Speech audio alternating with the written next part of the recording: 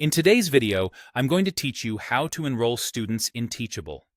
By the end, you'll know exactly how to give a student access to a course from your admin dashboard, even if they haven't purchased it themselves. This is helpful for granting complimentary access, fixing checkout issues, or placing a student into a class manually. First, make sure you're logged into your school with an account that has permission to manage users and enrollments. From the admin area, head to Users, then select Students. This is where all student profiles live. If your list is long, use the search bar to quickly find the person you're looking for.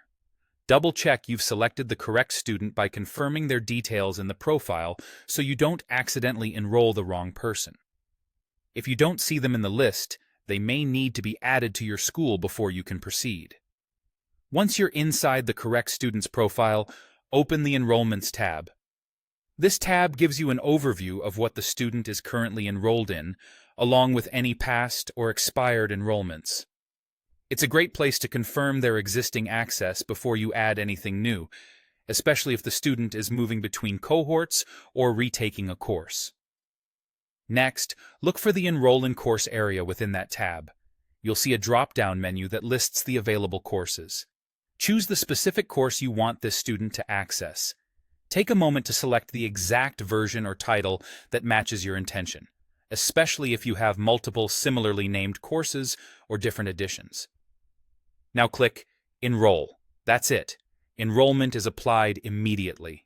The student will have access to the course without going through the checkout process or signing up on their own. Depending on your school's notification settings, they may receive an automatic email letting them know they've been enrolled.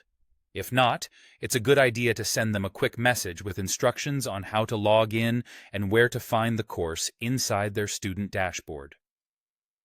A few practical tips before we wrap up.